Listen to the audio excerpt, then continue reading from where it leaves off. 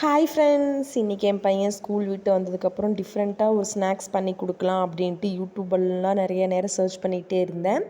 அதில் எனக்கு இந்த கண்ணில் இந்த அவல் வடை மாட்டுச்சு.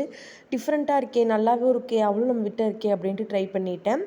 வீடியோவில் என்ன சொல்லியிருந்தாங்கன்னா, அவலில் தண்ணியில் ஒரு 10 மினிட்ஸ் ஊற வச்சுட்டு தண்ணியெல்லாம் வடித்ததுக்கப்புறம் அந்த அவலில் தயிர், வெங்காயம், பச்சை மிளகாய், கருவேப்பிலை, கொத்தமல்லி தழை, சீரகம், உப்பு எல்லாம் போட்டு நல்லா மிக்ஸ் பண்ணிக்கோங்க.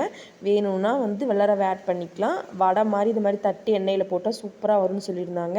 நான் எல்லா ஸ்டெப்பும் கரெக்டாக ஃபாலோ பண்ணிட்டேன். பட் ஒரு ஸ்டெப்பு தவிர அவள் ஒரு 10 மினிட்ஸ் ஊறணும் இல்லைங்களா. நான் அவசரத்தில் என்ன பண்ணேன், சரியாக ஊற வைக்கவே இல்லைங்க.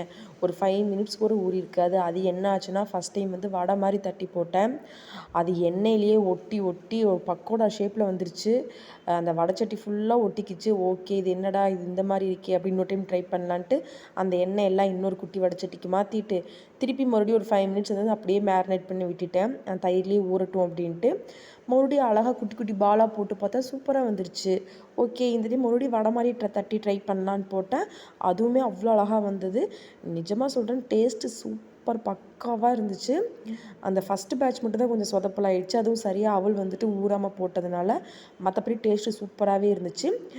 ஸ்நாக்ஸ் ஐஸை என் பெரிய பையன் வந்துட்டான். அவன் எனக்கு அப்படியே போட்டுட்டு சிப்ஸு செஞ்சு கொடுமா அப்படின்னா ஓகே அப்படின்ட்டு அவனுக்கு அளவாக கொஞ்சமாக போட்டுட்டு சிப்ஸும் செஞ்சு கொடுத்தாச்சு.